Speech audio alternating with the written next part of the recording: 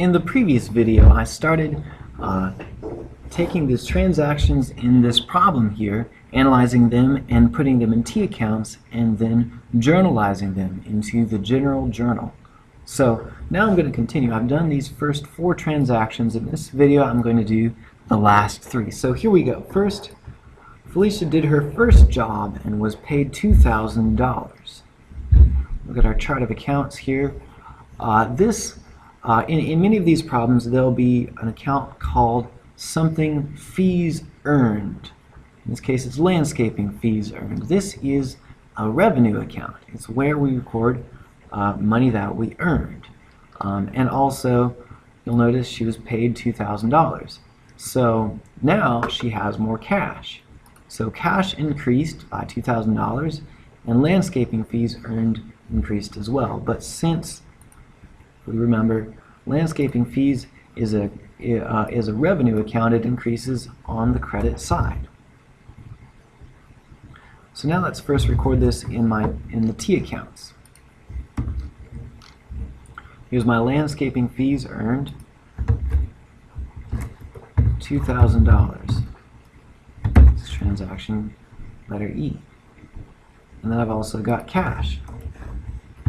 Cash increases by $2,000. I now recorded this in my T accounts. $2,000 in cash, $2,000 landscaping fees earned. Now I need to record it in my general ledger. Now I record the debit transaction first. We'll put this on May 12. Cash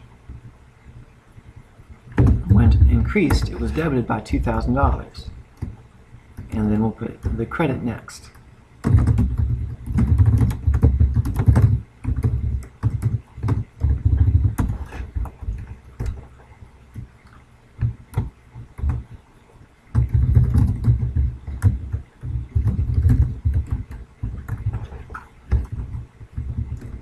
Whereas normally in a problem we'd have a date.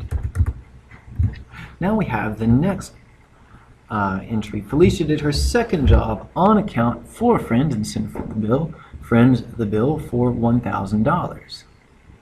Well, in this transaction here, you'll notice it compared with the previous transaction, Felicia did not get paid.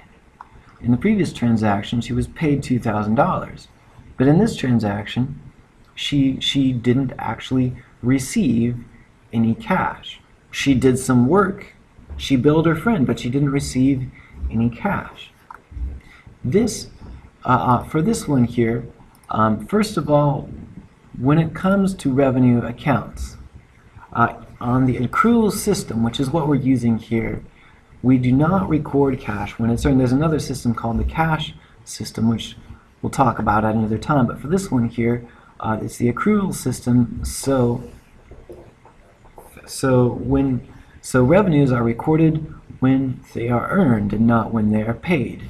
So we have some landscaping fees earned, but we don't have any cash on this one. For this one here, we're going to use a different account called accounts receivable. This receivable means that we have yet to receive the cash, but it's something that we've earned. It's receivable. We're going to receive it in the future, even though we haven't received it yet. So let's record this first of all in our T accounts. Our landscaping fees earned, these are going up just like in the previous transaction, and they're increasing on the credit side. And now accounts receivable, we're going to put this on the debit side. One thing that you'll need to remember about accounts receivable is that it is an asset. It's a business asset. In accounting terms, we think of it in much the same way we think about cash. We debit it, we increase it by debiting it, and we decrease it by crediting it. So there's accounts receivable. And now let's record this on the general journal. Put this on the 14th. Accounts receivable.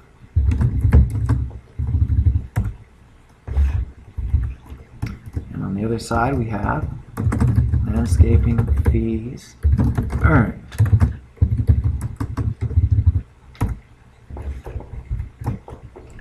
And now we'll describe this.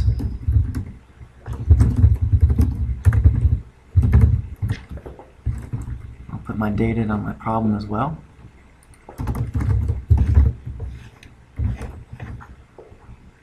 Alright, one more transaction to go. Felicia bought additional supplies on account. This is a key word in the problem here, on account. We'll see that, we saw this in the previous transaction, and we're seeing it here as well.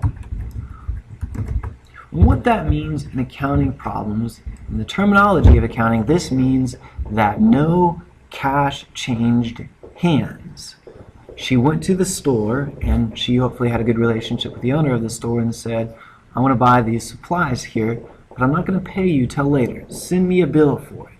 That means that she's bought supplies on account. No cash changed hands. So we can think about this problem here. Now we've got more landscaping supplies. That's going to be debited for $1,500. But we can't credit cash because we didn't pay out any cash just yet. This is going to go in an account called accounts payable. This is an account where we're going to pay somebody. We're going to pay somebody in the future. We haven't paid them yet, but we intend to. And accounts payable is a liability account. Look at our types of account. It's a liability account. It grows on the credit side. It increases on the right. So let's do that first in our T accounts. So we have more supplies. We now have $1,500 more worth of landscaping supplies. It's transaction G. There it is. And now we're also going to put $5,000 for accounts payable. I've used this account once already. There it is. And this is transaction G.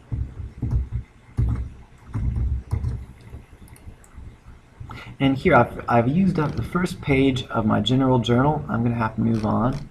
I've got page 1 labeled here. I'm going to have to move on and do page 2.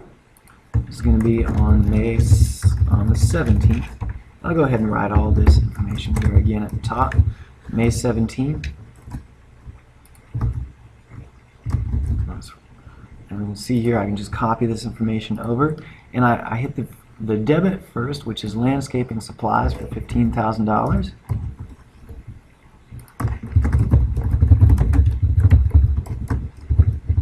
Or I'm sorry, $1,500.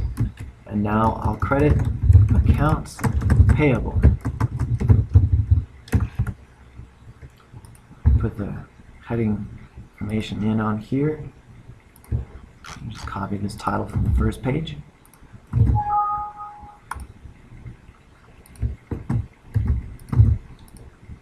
And then last, I'll put a description of the transaction.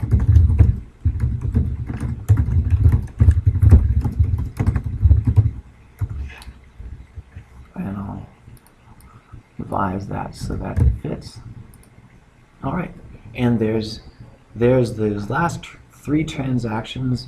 I've analyzed them in T accounts, and I've journalized them in the general journal.